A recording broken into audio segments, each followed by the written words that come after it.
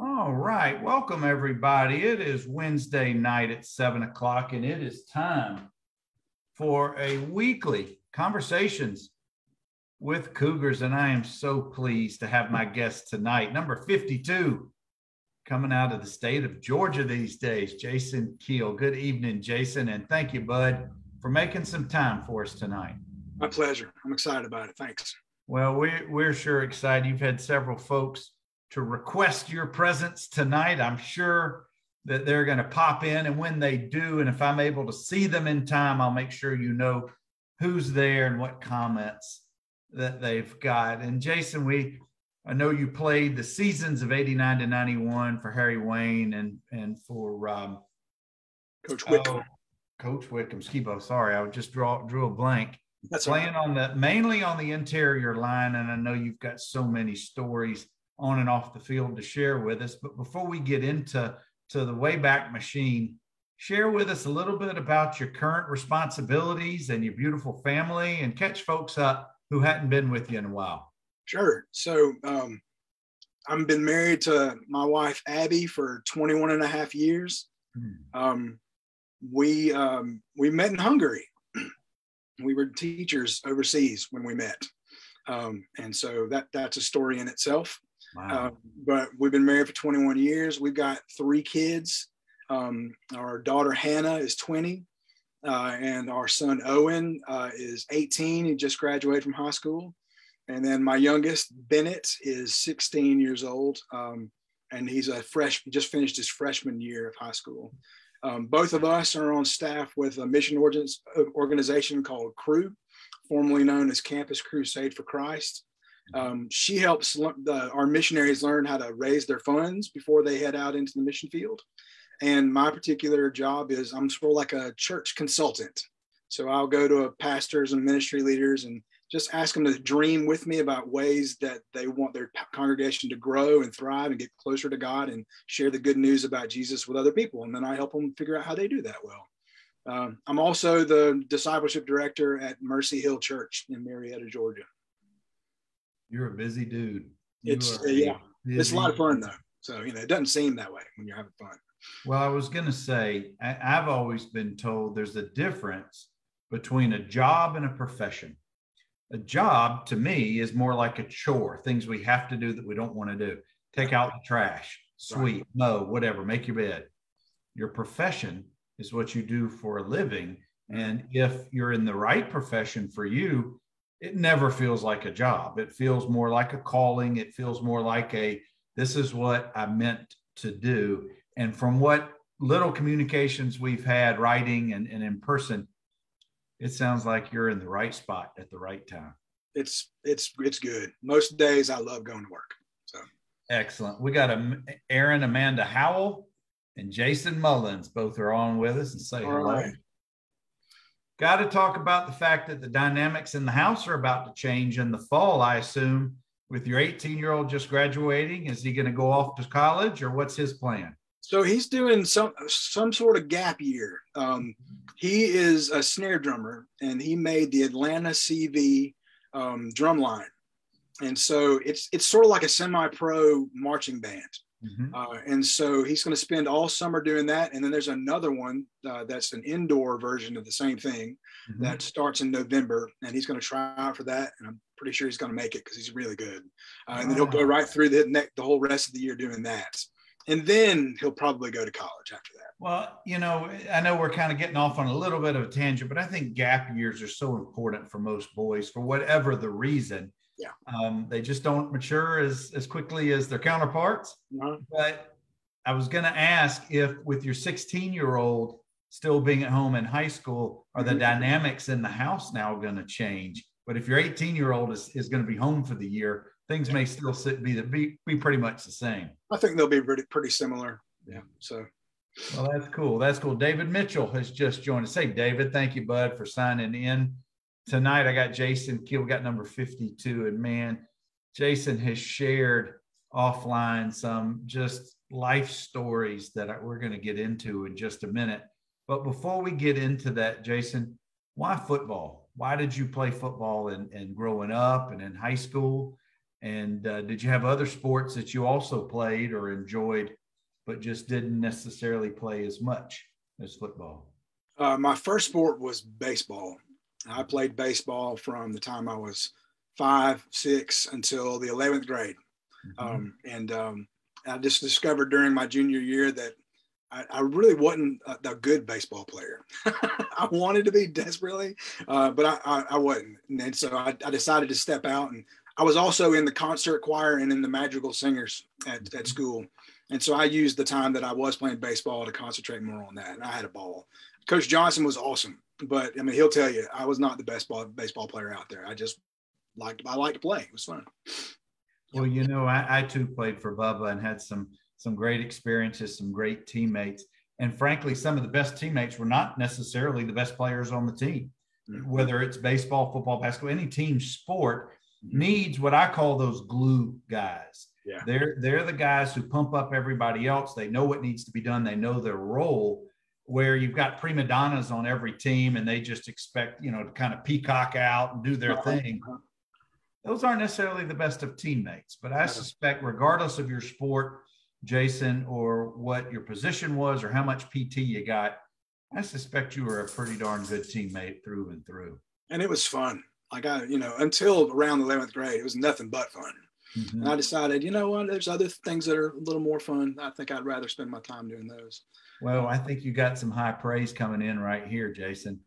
I'm going to let you guess who says this. No, who it is. Okay. That's my guy right there, the hardest working guy I ever played with. That's probably Jason Mullins, I would think. I'm sure Jason is thinking it. He didn't type it quickly as fast as Revis Gertman. Boy, Revis. Revis was a pretty good athlete in his day as well. He was. Yes, he was. Jason, where'd you grow up? What town, what community, and when did you get into the Dothan City School System? I'm a native of Dothan. My great-grandfather moved to Dothan from Abbeville, I think. Okay. My dad was an athlete at Dothan High. He actually played with Coach Parrish. He was the quarterback, and Coach Parrish was one of the offensive linemen. Oh, very good. I didn't know that connection. That's pretty cool. Yeah. And so my connection to football was big. My dad loved football. He was also a good baseball player and a good basketball player. And we always were playing in the yard. In fact, there are times we didn't want to play, and he would drag us outside to go play with him. He just loved to play. Love it. What neighborhood, what street did you grow up on? We lived on Provincial Street in Shady Brook subdivision. Okay. It was on Westgate Parkway, right across from the Westgate Village apartment complex. Oh, sure. Yeah, it was on the Northview 500. You remember the two-lane road that the Westgate Parkway was, and at between 6:45 and 8 o'clock in the morning is 90 miles an hour. Yeah, we lived right off of there. I got you. I lived kind of behind Houston Academy down Buena Vista. So you drove right by there every day, I imagine. Just about. Jason Mullins says that he's been to Prudential Street a few times. A few times. So did you go to Girard or Honeysuckle? Which middle school? I went to Girard. I played for Coach, Ferris. Coach Ferris, who was also one of the part-time line coaches over at Northview when I was there. And Coach Holloway was the other coach while I was there. That was when I first started playing football, was for those two guys. I really wanted to play, but I was huge. I was a big kid in middle school. Like, I'm 5'9". I topped out in the 9th grade. And so they were like, you need to play football. And I had already wanted to. I just fell in love with it. It was so much fun. And who were your running around buddies at Girard? Mullins was on. Mullins was bigger than everybody else. So when we were in 7th grade, they moved him on up to the 8th grade team. But he and I played together there. There was a guy named Clay Granger. We were pretty tight. He played a few years at Northview. Tracy Knowles played on that team as well with us. Gertman wasn't. No, he went to Honeysuckle. It was mostly those guys that I remember the best playing with me there. And what about siblings? Did you growing up, do you have siblings? I do. My younger brother, Matthew, is a graduate of Northview from 93. And then my youngest brother, Nick, is a graduate of Northview, class of 96. Matthew played baseball, and Nick was in the theater program. Gotcha. So you were the oldest of three boys growing up. Was. Very cool. Very cool. What about, that transition coming out of middle school where we're the kings of the school, the queens of the school? When did you first get a taste of Northview, the property, the campus? When did you first start going to Northview games and things like that? In middle school. And my dad took us a few times to the Northview Dothan High game when I was really little. His work schedule was pretty demanding, though. He was a pharmacist. And so a lot of times he didn't get off work till 7 or even 9 o'clock at night. But when he had weekends off, he would take us to those games. And then I wanted to go with my friends when I got to middle school because, we played football and we wanted to go and watch. And so he would take us to that sort of then as well. Just the atmosphere was electric. I remember watching games where you were the quarterback, actually, and some of your younger brother as well. It made us want to play even more to watch y'all. Well, that's very kind of you. I know my brother Rob was a couple years ahead of you. Brother Dave was a couple years behind you. Yeah. And I've had this conversation with my dad many times, who played at Dothan High graduate, 3 sons who went to Northview. But I want to know conversations between, if you want to share, don't mind sharing, between your dad or any other family members who attended Dothan High, maybe played sports for them like your dad did. But now the sons, the nephews, whoever it is, are now all going to Northview. How was his allegiance? How did he, who did he root for? How did he justify whatever it was? Because it's an interesting conversation. Yeah. There was never any question for him. I remember having the conversation with him when I went to Northview. So is it weird to root for Northview? And he was like, no, not at all. Like, I'm rooting for you. This is your team. And I know Coach Parrish, and I love Coach Parrish. So I want to root for people that I know and I love. And he just switched it right over. It was just, he was proud of his time at Dothan High, and he should have been. He did good things. But he just switched it right over when we got there. Jason, it's so interesting because about 90% of the folks who I asked that question to have the same response. Their parent roots for their child and they want them to do well. And it's okay, I went to the other school, but I'm rooting for my son. I'm rooting for my son's children, et cetera. But every once in a while, you got that one parent. I'm still Dothan Tiger. Yep. You're Northview, that kind of, and that's fine too. It just makes for a different dynamic. Jason has to say, Keel hit as hard as anybody I ever hit. Gave me stars on Oklahoma drill many times, and when we were boys. We're going to get to that in just a minute. But Jason, going to Friday night games as a youngster, did you already, because we all do this, did you already have visions in your head that one day I'm going to run through that banner and I'm going to be representing Northview on this sideline?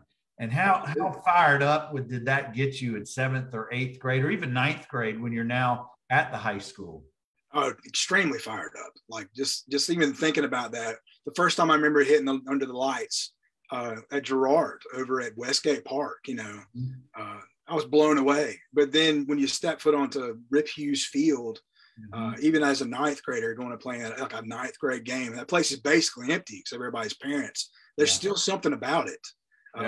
It's so tall, the lights are so bright, the field looks bigger even though it's not. I mean, it was an experience.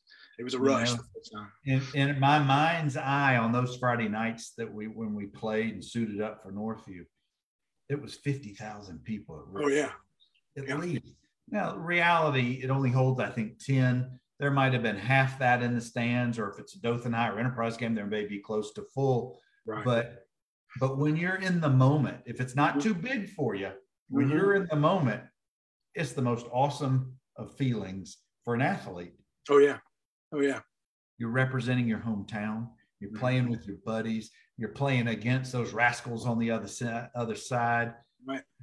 Now, and also, like, my dad played on that field. Right. So there felt like you probably know. Did your dad play on Rip Hughes, or was he before that? Rip Hughes came into being, I think in 61 or 62, the early 60s. Dad was a graduate of 60, so he would have played in the old, I don't even remember what stadium it would have been, maybe Wiregrass Field. I'm not sure what they called it back then, or it may have been at the school at Dothan High itself. So I don't think he ever played there. Right. But that was dad in my head too. I'm walking onto this field, and this is a field that there's legacy here, and that was a beautiful thing as well. He was a class of '66, so we played 3 football seasons there on home games. It was great. Yeah, and I interviewed a few months ago the grandson of Rip Hughes, who all of the facilities are named for, and the legacy that he left behind. And Robert was so generous with his time, and I just so enjoyed learning about Mr. Hughes, Rip Hughes, playing professional football, and more importantly, what he meant to the Dothan community for all those decades. Oh yeah. When was the first time you smelled the bread from across the parking lot?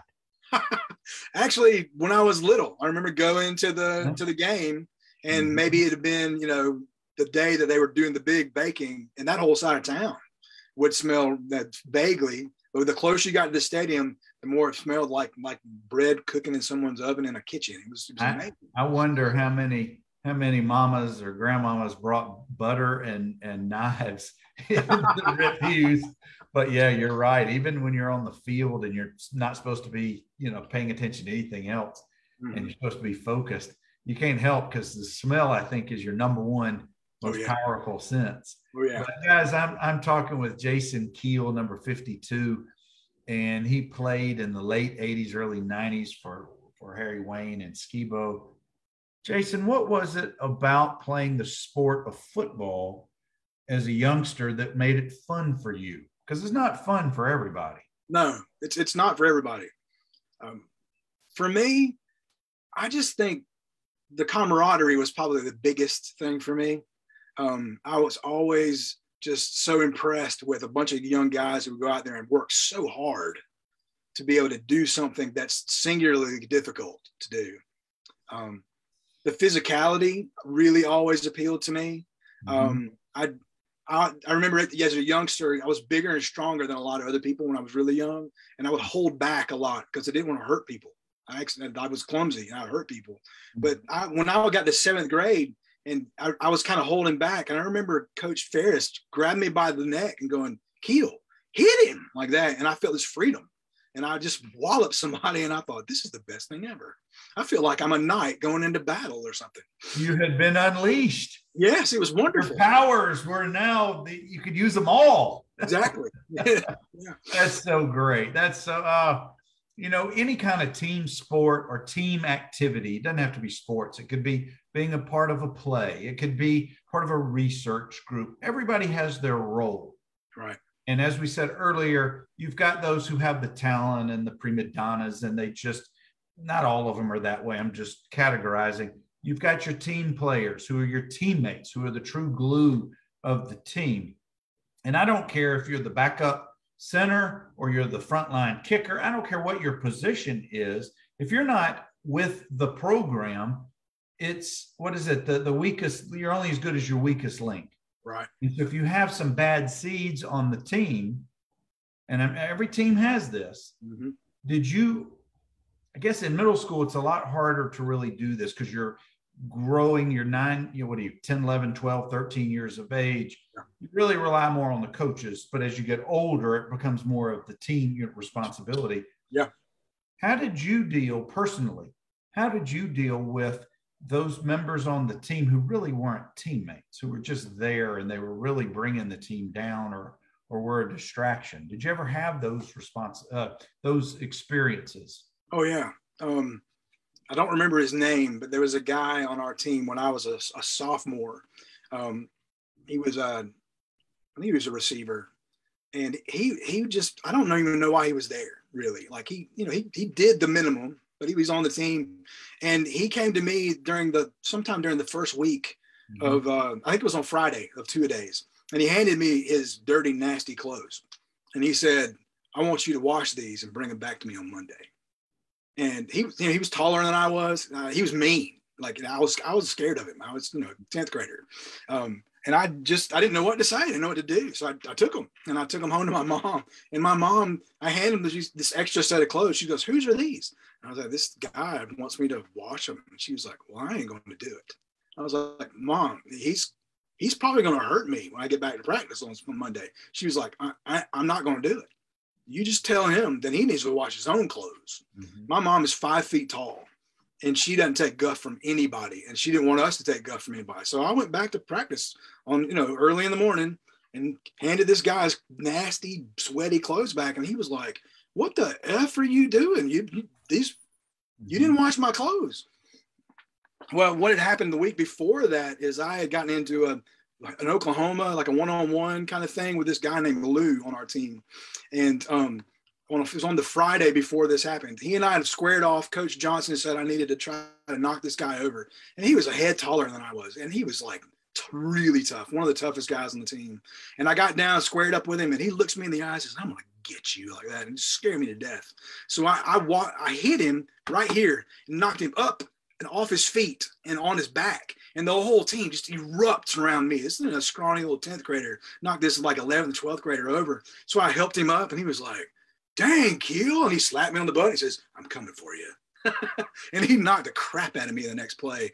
But that next Monday morning, when I'm handing these clothes back to this guy, and this guy looks like he's about to jump me in the locker room, the next thing I know, this arm goes around me, and he says, "You don't want to mess with Keel. He's crazy." And I looked up, and it was Lou. That was the end of my troubles with bullies on the team. I did something in that first week of practice by, just doing the best I could, hitting as hard as I could, that earned some respect to some guys who looked out for me. You earned the respect by just being yourself. You gave yourself some instant credibility with those upperclassmen. Now, if that isn't a life lesson, if that isn't a story, and I bet you've preached about that, I bet you have told that story to the point where your children are just rolling their eyes, but they certainly understand and appreciate that life lesson. And that, just in a nutshell, Jason, that right there is one of the beautiful things about sports. Mm-hmm. Youth sports, team sports, because where else are you going to get a life lesson like that and immediately earn the credibility of the rest of the team? It's not something that you said, it's what you did. And you didn't say much at all. I was too scared, sometimes.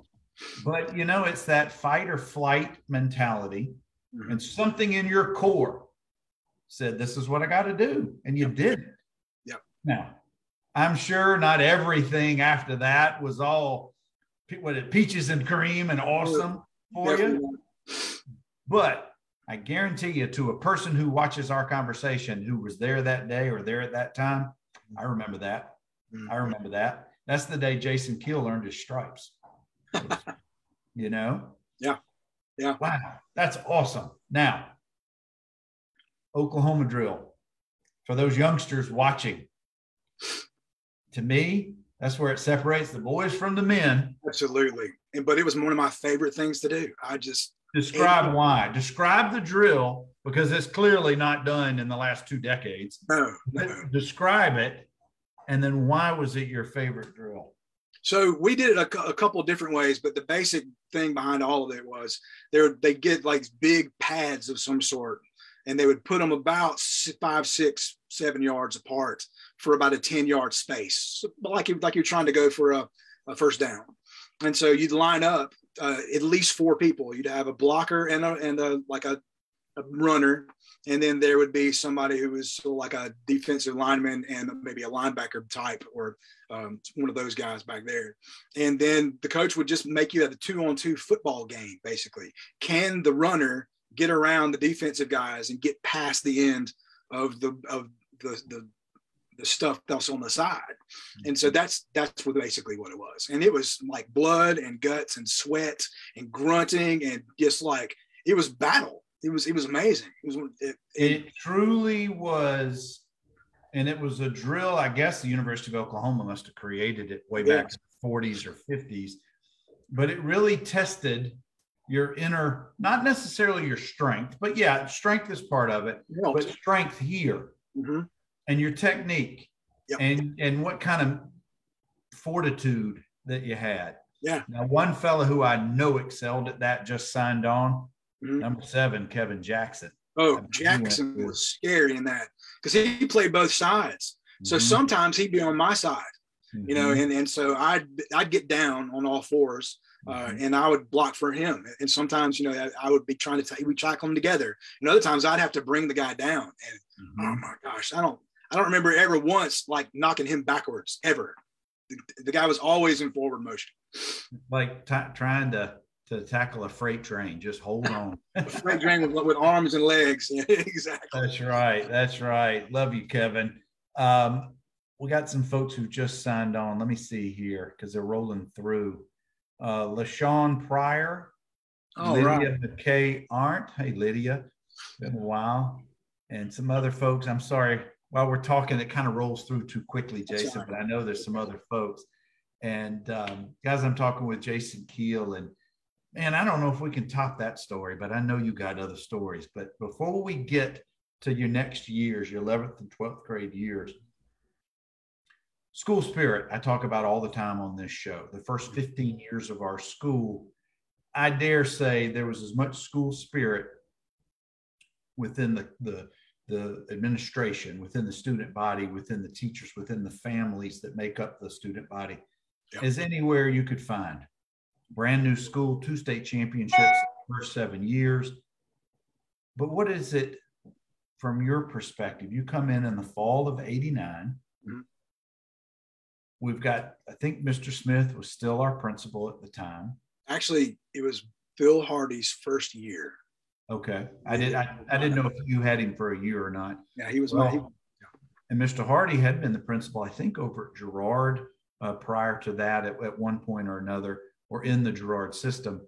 But talk a little bit about school spirit and what did that mean to you? You know, when we're in school, we may or may not really appreciate it or even care because we're just trying to figure out academics, athletics, and social and not get in trouble with our parents. We don't care about other stuff. Right. What did school spirit at that time? Did it register with you? It did. I think there was a culture of school spirit in Dothan at the time that didn't just permeate the high schools. We had a bit of it at Girard when I was there. They did real pep rallies. They weren't just like some middle school version. I mean, it was like, you know, there's music, there's, you know, the whole thing. And so that carried on into Northview. And as a 9th grader, I was on the 9th grade team, but watching and being part of and going to a pep rally and looking and watching, it was electric. Like I hadn't experienced that where basically everybody in the whole school, well, with some exceptions, wore some sort of Northview paraphernalia on Fridays during football season. I mean, it was like going to an Auburn, Alabama game in some ways, you know, without the tailgating, of course. But there was like the teachers were really in it. Yeah, and Mr. Hardy was all for it. And Coach Parrish, of course, you know, just whipped it all into a frenzy because he's just got this electric personality. It was just fun. Like I dug right in. Jason, we want to welcome Thomas Garner, Shannon Grammer, and Joseph Johnson. Got Jason Keel. Jason, as a 9th grader, you're sitting up in the stands with probably with some of your teammates, right, and you're watching this electric pep rally going on down below. How much of an impression was it to see the varsity sitting on the floor and taking in all of what the cheerleading and the band is doing and just the swell of energy from each of the classes? I mean, our coaches in the 9th grade football team just kept saying, if you work hard, that will be you next year. And if you work hard at that, you will get on that field. We will make sure of it. And so it just built this kind of sense of anticipation, really like wanting to be down there. It was really great. Jason, my 9th grade football team, we were called the Baby Cougars. I don't know where that came from or how long the 9th grade was called that. We were called that too. Yeah. We had almost, I think, between 70 and 80 guys who came out freshman year. Now, of course, not everybody made it all the way through. Do you happen to remember how big was your 9th grade squad? It was recollection. 50 or 60 guys, roughly similar to the size of the varsity team, but they ran them off. Like that was at the beginning of the season. Within a few weeks, we were much further down, maybe to 40, I would say. And I think that's pretty normal Oh, each year. But by my senior year, I think we ended up with somewhere around 16 to 18, maybe a little bit more than that. And I think that's normal for the 4 years, because not every guy, like we talked about earlier, loves the sport. They may be out there because their friends are playing, or maybe a parent is making them play. Who knows? Whatever it is. But I know nobody made you go out there, because I know of your love of the sport.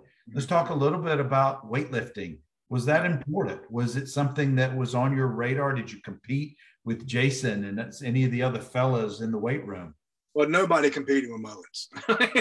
That guy, I mean, he was just so much bigger than the rest of us. But yeah, we had, like, Coach Ryan was really good at setting up competition between the guys, and like real friendly competition. Sure. Like sometimes if we were doing some exercise that wasn't necessarily related to weights, like dips, where you get like on parallel bars and you go up and down, he would single out guys who were good at that. Usually those are not the strongest guys on the team, and then set up these parallel bars next to each other and gather everybody around, and then have a race to see who could go the longest. I remember doing that with Damian Canyon one time in the 11th grade. He and I were lighter than other people, but also strong, and so just went at it one day. He just stopped the whole weightlifting class, gathered everybody around. It was great. Sometimes you have to mix it up like that, because it can be monotonous. Oh, yeah. And not everybody likes to lift weights. I was certainly in that category. It had to be interesting for me to really put my efforts into it. And I know that during my time period, it was really just the advent, the start of the Northview weight program, and the 200-pound club, and the different shirts that you strive for. Well, Jason, let's talk a little bit about when you were away from football. And I realize now football and most high school sports can be year-round, playing travel ball and all that. You don't do that with football, but football being so important to many at Northview and Dothan back in that time period. And I'm not saying that it's not now, it's just probably a little bit more of an emphasis back then. When you weren't playing football, when you weren't training, when it was the off season, the summer, whatever time, what did you like to do by way of just fun stuff in Dothan? Did you go to the beach? Did you hang out with your friends at Westgate? What kind of stuff did you do? Well, I mean, at school, I was in the concert choir and the Madrigal Singers. And so that took a lot of time in the off season. And then I also was really active in my church and the youth group. And of course I had jobs. I was a lifeguard at Azalea Pool and at the Elks Club. And let me tell you, being a lifeguard is a great place to people watch. I mean, there's especially the Elks Club. I don't want to say anything bad about the Elks Club. They're wonderful people, but there was just some people that would come out to swim there that it was interesting. And I think that one of my favorite things about growing up in Dothan was the ease of which you could find a job, and then the characters who would come in and you would be able to observe them. I remember this one time when I was a lifeguard, when I was 17 in the summer, I was on the lifeguard stand, and there was this really large woman who would come to the pool just about 3 times a week, maybe 4. And she was on this little bitty raft. Remember those long coffin-shaped rafts that people lay on?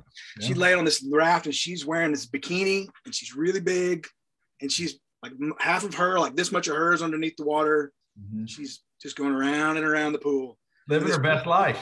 Yeah, living her best life. I think she had a drink in her hand, even though what she was supposed to, but we couldn't get her to stop. And so she goes rolling around, and one time she goes right up underneath me, and I look down at her, and she bats her eyes at me and like, "Mr. Lifeguard," and I was like, "Yes, ma'am." She goes, "When are you going to put in a snack machine for me?" Love it. Oh, man. Maybe not the best thing, ma'am. I don't know, ma'am. I'm not in charge of that. That's right. They don't pay me enough to make those decisions. But isn't it funny? You're right. It's when you're kids, especially growing up in Dothan, you could find a job. And it may not be exactly what you want to do, but there were always jobs to be done. But sitting around, I suspect at your house, like my house, sitting around and complaining I don't have anything to do is not acceptable. No. They'd find something for you to do. Yeah. Jason, let's we're moving quite Kevin says he's a member of the Elks now, so you better watch out what you say. They're wonderful people. That's right. And now you did preface that. They're wonderful people. Let's move into 11th and 12th grade. You're on the varsity. You're competing for playing time. Who was ahead of you, if you remember, in the depth chart? What was who else was on the line competing for spots? And talk a little bit about that, because that would have probably been, I guess, Harry Wayne's last year may have been in the fall of 90. So you would have had Tebow in 91. So you had both of those guys your junior and senior year. And that's a huge transition. It was different. Very different men, philosophies, staffs, etc. But talk a little bit about now getting some playing time. Mm-hmm. So to back up a little bit, in 10th grade, they just played me all over. Mm-hmm. I remember watching in your interview with Coach Griffin, him talking about if you busted your butt and worked really hard, they'd find a place to play. That's right. That's exactly right. I played every game in some capacity, but they couldn't find the place that was mine. You were a jack of all trades, but a master of none. That's right. I did all of it. So I was a blocking fullback sometimes. Sometimes I was a defensive end. I played some linebacker. I even did a couple of stints like as a snapper, and I was terrible at it, so they didn't stay with that. Did you change jersey numbers at different times? Yeah. Sometimes to be a fullback, I'd have to go change or swap with somebody in order to do that. Mostly like in goal line situations, I would do that. But by the 11th grade, they pretty much settled me as a strong or weak linebacker, depending on the play and what was going on. That was where I played the most. And Kevin Jackson played ahead of me. And then Isaiah Reese as well. Boy, there's two good ones to learn from right there. Oh my gosh. I mean, it was one of those where you couldn't be bitter about not being a starter with those two guys because, number one, they're excellent players, like just top-notch physical ability, but also work really hard and were good football players and good teammates as well. It was a privilege to play with them. Jason, the two of those guys, Isaiah and Kevin, always reminded me of my two teammates who played the two linebacker spots, Willie Banks, who ended up playing in college at Troy, and Cassie Butler, who ended up playing at Southern Miss. Two of the best teammates you could ask for, two of the best linebackers. And the guys who played right behind them learned so much from those fellas. Absolutely. Yeah. So you're playing behind Kevin and Isaiah a little bit, but then moving on to 11th and then 12th grade, let's talk about playing time. Let's talk about, I know we got to talk about heat exhaustion. Well, in the 11th grade was when I was playing mostly behind Reese and Jackson. But during the 11th grade, Kevin also played on offense as well. So that was when I got to do my playing time, was when, you can't play both ways in 6A football the whole game. And so, and then Isaiah actually broke his arm. And then they had to put a special boxing glove thing on his arm. Yeah, he had that big, I don't know what you called it, but I mean, it was literally a boxing glove. Oh, they put a splint that he wore during the day, but then they put a boxing glove over it, and then they would wrap it up real tight, and he looked like some kind of fantasy sci-fi monster that would just go winging his way through. It was amazing. But that was my playing time, and I played on all kicking teams. In any time there was a kicking, I was always out there. And I think my favorite was the kickoff team, because you could just run as fast as you can and hit somebody. It doesn't even matter if you got the ball or not. Nobody's going to call you out. It was really fun. Well, you also as it is in the Wiregrass that time of the year, humidity and the heat, they don't play. No. And you can be in the best of shape. You can be the most fit of athletes. Yeah. But even if you do all the right things, heat exhaustion, it can catch up with you. Oh, yeah. So I know you've got a scary story to share that is really one very much of a learning situation as well. So set the tone for us and kind of take us through that event in your life.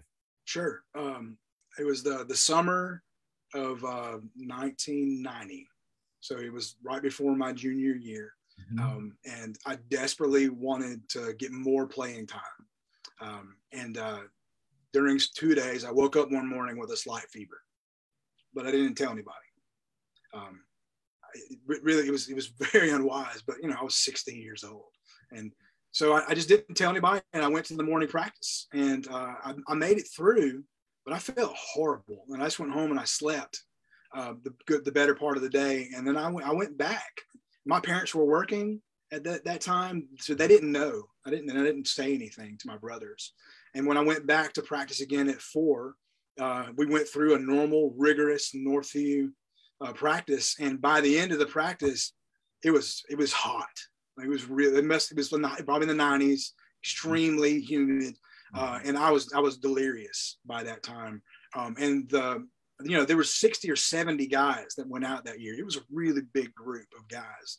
And so I don't think the coaches noticed that I was not quite with it, because the rest of the team was actually lollygagging. The defense was. Nobody was really playing well that day. Wow. So we stayed after and we ran extra after practice. And I don't remember the end of that running time. I just remember someone coming alongside of me and guiding me into the gym. Apparently I had started wandering, got lost between the football field, practice field, and the gym locker room. And so apparently one of the managers found me and guided me in. And the last thing I remember before everything went black was Coach Singletary kneeling down in front of me and kind of touching my face and going, "Keel, are you okay?" And then everything went black.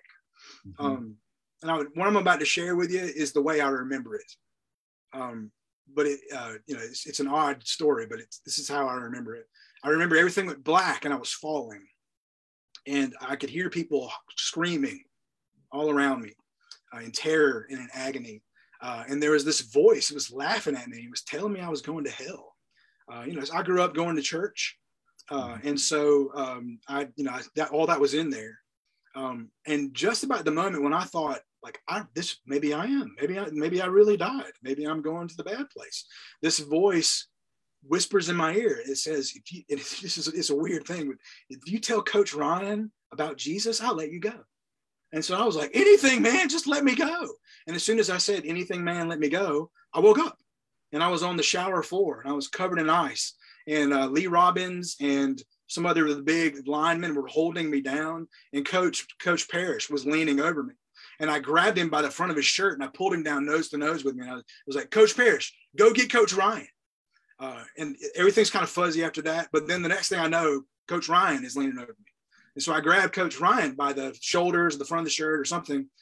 "Coach Ryan, do you know Jesus?" And he's like, "What? Do you know Jesus?" And he's like, "Yeah, Keel, I know Jesus. Sure. Yeah." And then I just lay back down. I thought, oh, my job here is done. And some ambulance paramedics came in and they took me to the hospital, and my dad arrived and he rode there with me. And I had 108-degree temperature when they picked me up. The guys on the football field, Coach Singletary, my teammates who packed me in ice, they saved my life.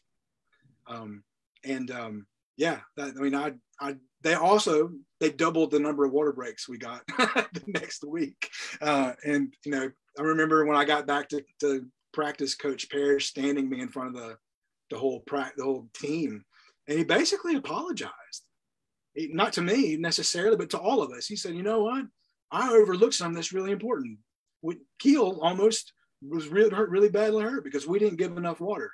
So we're going to give y'all more water breaks, and you can thank Keel for that." And everybody was like, "Yeah," and for weeks after that, I was really popular because I got more water breaks. Wow. Yeah. I can only imagine the delirium you must have been experiencing. Yeah. At the time.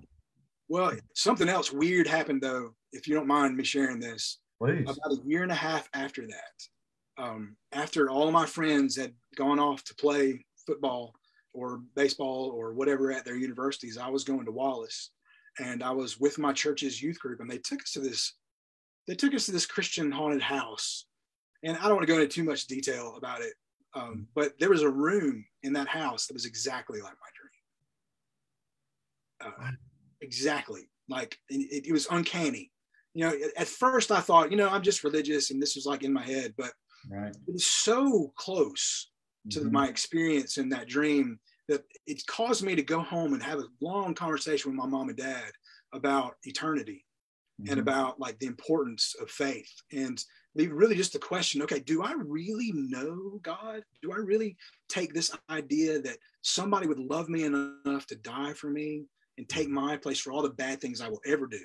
And that night I decided I needed to give my life wholly to Jesus. And there was a turning point in the rest of my life, but it stemmed back from that moment when I had heat exhaustion.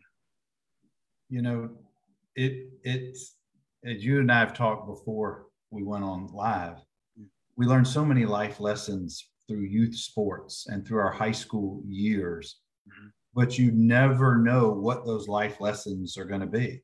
They're rarely going to be on the field during the heat of battle, if you will. Well, this one was literally on the field in the heat of battle. And here you go again by your actions, how you've positively, much to your detriment, positively impacted the rest of the team and really set a tone. But my gosh, Jason, that's a hard lesson to learn.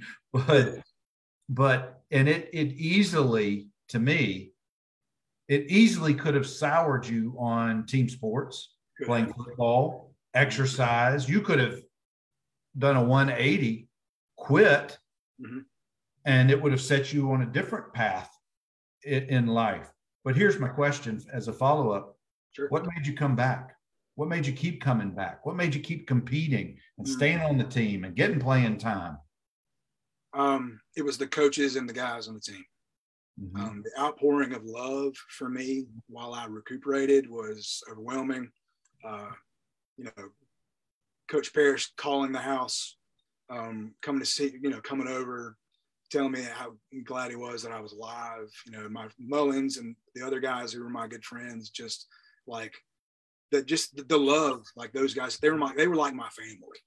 And I felt like I had a second set of brothers and a second set of fathers who didn't just see me as a grunt to help the team get better. They saw me as a person who they loved. Yeah. And, I'm putting myself in Coach Parrish's shoes, which is dangerous. Yeah. You weren't just one of his players, one of his student athletes. You were the son of his quarterback. Yeah. And that's a whole nother dimension. I can imagine in his world. But my gosh, Jason, where do we go from there? Clearly those life events set you on a path to where you are now, the way you lead your life and your profession. And I'm sure how you, within the family dynamics and the way you brought up your children and how you treat people. But stepping back from that, the reason why all those teammates poured out their love and concern is because of who the person you are back then and now. Because here's one of the great things that I've learned, and I bet you're going to tell me something similar. Those brothers, those buddies from back in the day, you'd still, even if you don't see them for 20 years, they call you up, Keel, I need you. You'd be in the car in 2 seconds. Absolutely. No questions asked. Yep. Even if Mullins is calling you from the county jail for something. I'm kidding, Jason, of course. Yeah, absolutely. I mean, there's something about going through pain and difficulty with people that draws you close together. It's like a bond it doesn't develop any other way. And when people avoid pain, I think they're missing out on something. I mean, to a certain extent, you don't want to like run into pain just for fun. But, when you go through something meaningful with somebody that's so hard that you have to rely on each other, that there's nothing else like it. I don't know that I ever would have learned that lesson if I hadn't played football. If I hadn't had men like Coach Griffin, who would say his famous line, "You don't want it," how he would do every practice. Even though he wasn't my direct coach, every time he would say that, it would spur me on. Whenever Coach Parrish would take you aside and sternly tell you something that you did wrong, and then tell you, but I know you can do better, you go, and then he'd push you back out on the field.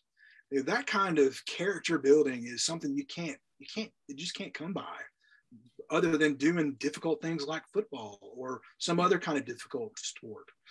I've always thought that you learn more from the losses, from the setbacks, from the things that you don't strive for than you do the wins. But there's a lot to be said, I think, for those lessons that you learn from the victories, from the wins, from the accomplishments. And that's where we've got a few more minutes, Jason, but I want to talk about that part now. Okay. All right. We've been through the low. Now we're coming into the high. 11th and 12th grade, you guys have some pretty dadgum good teams. Yes. You've got some real athletes, but even better men in the making on that roster. I want to talk about some of those successes. I want to talk about your interception. I want to talk about you seeing guys score because you've done something or whatever it was. Take us to some of those times. So I think it was in the 10th grade, I was at linebacker. We were playing Dothan High School. We had a comfortable lead pretty close to the end. Coach Parrish put me in at linebacker, and the quarterback got nailed. And I saw that he just lobbed this ball up in the air, and I ran over and I just laid out and I caught it. And I thought to myself, this is amazing. I'm on Rip Hughes Stadium. I've caught this interception. We get the ball. It didn't put us in advantageous field position. Strategically in the game, if I remember correctly, it was at a point where maybe like just letting the clock run out would have been better. But you know what? I did it, and nobody on the sideline took the time to think about the strategy. The next thing I know, I've got 7 guys pick me up in the air. I've got coaches slapping my butt, and all that stuff. And just like the jubilation of all the hard work, and then I did something cheer-worthy in front of the whole stadium. It was amazing. It was one of the best things I can remember from the 10th. You know what it was? It was an athlete being athletic. Yes. You didn't think. All that muscle memory kicked in and you knew what to do. Because if you stop and think, you don't make the play. Exactly. And that was how they coached us. Like they coached us such that Monday through Thursday were Monday through Wednesday were brutally hard. And we would stay on that field until sometimes they'd have to get the trucks out and bring the headlights over so that we could still practice. I don't think we had field lights at the time. But once you got on the field on Friday, it was half of it was muscle memory after that. And that was another amazing thing about being involved with those men. Like they taught us that you've got to strive for perfection. Even if you never get it, the striving gets you better, gets you more into the man that you want to be, which was another thing that sat underneath of all of that stuff that made us successful, is that they called us to a higher level than we knew we could ever get. And I've taken that into other areas of my life today. I wouldn't be the kind of person that I am today or achieved some of the things and gone the places that I've been able to go without having men like that behind me. You just hit on a point that I should have brought up earlier that's very worthy of us chatting for a minute about. Sure. What was the responsibility of a Northview Cougar football player within the school dynamics, within the school body, inside the lunchroom, in the hallways, in the algebra class? What kind of responsibilities did you feel being on the football team, or did you feel any at all? Well, Coach Parrish, I remember telling us, he said, this is not to be arrogant, but y'all are the elite of this school. You have done something harder than most of the other students have done. And so your character and your behavior matters. And so I expect a lot of you in the classroom and as leaders of our school. And so we felt that weight, and it wasn't a weight that was bad. It was a weight that called us to a higher purpose, to be men of integrity in front of the school. And we didn't always do it well. I'll be the first to admit we were some hooligans at times, but there was always that expectation that in our better moments would lift us. And we felt it. It was a responsibility. I always had a sense of pride that I guess we got from the coaches. And that's what made that coaching staff during those time periods so important and so great at taking young boys at 13 or 14. By the time you graduate, 17, 18, 19, you really are becoming men. They were part of the fabric of your life. But in the last couple of minutes, Jason, I want to talk about, as being a parent, and I don't know if your children played sports or were involved in different team activities of any sort. But, and again, as I said earlier, I'm sure they've rolled their eyes 100 times by now at your stories, because that's the way kids do. Yes. Good parents create the eye rolling, or as it happens in my children correct me when I have the story wrong from back in the day. That's how it goes. Right. I want to talk about, and you've shared some phenomenal stories, Jason, and I really appreciate you letting us take a peek into your journey. What do you now see in your children that they get it? You see it, they get it. Mm-hmm. And that I know that has to give you and your wife a sense of pride that you see that. Yes, absolutely. So my daughter was involved in theater. So she was not an athlete. She tried when she was younger, but it wasn't her thing. And she became the stage manager, and she sort of became a mother to all of these kids in the high school, such that like they would come to her for advice and for comfort. Even though she's bossing them around behind the stage, she just had this natural leader thing. But the reason she was that way, I think, is because she worked really hard. She wanted all the rest of the group who was out front to do the best they could. And I think she learned that from her mother, and I hope partially from me as well. My sons are in the marching band, which is a completely different world than I inhabited in high school. I had no idea how hard they work. Just the amount of physical exertion it takes, but then technical and musical precision it's amazing. I didn't know. And if there are any people who are in the band who are watching right now, I'm sorry. I didn't notice you, but I see you now. But I'm watching my sons do that. Yeah. We took it for granted. Our bands were phenomenal. Yeah, it was amazing. Until you learn their stories, you're right. You just make assumptions. Right. So my older son decided when he was in the 6th grade that he wanted to play drums. I'd noticed he was tapping on things around the house, but he, with the help of his band teacher in middle school, and then the guy who's his teacher in high school is a saxophone player.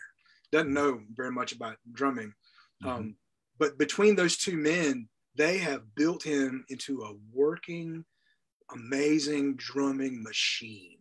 And to sit out, I volunteer when I can, in their long practices in the summer, which are much longer than football practices. Like they go 12 hours a day for 1 week, and then they do 9 another week. Wow. And I watch them work and sweat, and some of them faint out there. They do it in a parking lot. And it's just like, it's amazing. And then my younger son is also in the band too. He plays trombone and he plays baritone it's like a big trumpet that you hold on your shoulders. Right. And the same thing, I'm watching them take some of the lessons that I think they've gathered from my wife and I about hard work, and from my parents as well. And they're applying it to something they're passionate about. And it's a beautiful thing to see, whether it's music and marching or football or baseball or whatever it is. It's wonderful. And I love it. I hope they take this formative experience of sweating and suffering for something beautiful, and that they pass that to their kids as well. Something tells me I think that's going to happen in due time. Jason, I cannot thank you enough for sharing your story and really just being who you are for so many. Thank you. So thank you. Yeah. And guys, that's why I do these conversations. Aren't they just awesome? When we've got Cougars like Jason Keel to come on and share their journey, that's why we do these. That's why I love doing them on Wednesday nights. We're going to keep doing them as long as folks will sit across from me on Zoom and share a little bit about their lives. But it's reconnecting everybody. So Jason, thank you, bud, for spending some time with us tonight. I really appreciate it. It was a privilege. Thanks for asking. Guys, come back next Wednesday, 7 o'clock. We'll see you next week. Take care.